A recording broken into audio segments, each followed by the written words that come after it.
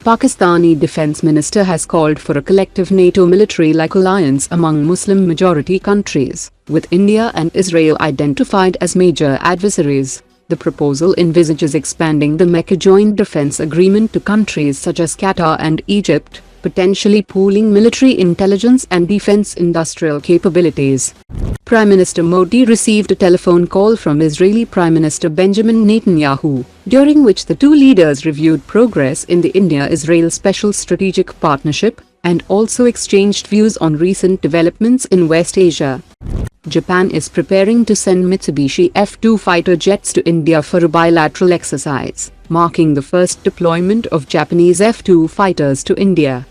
Gujarat-based Aerostem technology has successfully tested its Aero A20 Pro drone swarm, demonstrating tight formation flying, positioning accuracy and stable operation under high wind conditions. Haryana-based Exicom has unveiled a dismounted soldier system for India's para-special forces, integrating secure communications, battlefield networking and power management for operations in electronically contested environments. Larsen & Toubro has unveiled its new Vedh Mark 1 high-altitude runway-independent unmanned aerial vehicle that has 6+ hours endurance, 5,000-meter ceiling, and electro-optical surveillance with artillery fire correction capability. Gujarat-based Gridbots Technologies has developed an indigenous multispectral optronic imager called Raptor for mission-critical surveillance, reconnaissance, target acquisition and targeting applications. Data Patterns has received clearance to begin flight trials of its indigenous Talon Shield airborne self-protection jammer for the Su-30 fighter jet. The Acer-based system provides 360-degree electronic jamming, can counter multiple radar and missile seeker threats, and is designed to integrate with the fighter's existing avionics.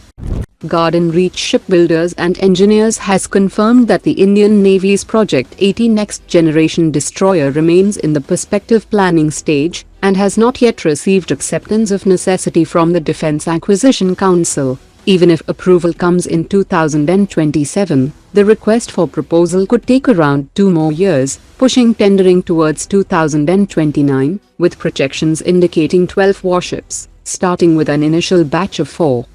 The Indian Air Force has launched Sankalp 2026, a roadmap to progressively replace Russian-origin avionics, radars, electronic warfare systems, navigation, communication systems and weapons across its Su-30 and MiG-29 fighter jets with indigenous alternatives. The effort focuses on sustaining around 270 Su-30 and 70 MiG-29 fighters, reducing dependence on Russian spares and systems amid supply chain and sanctions risks.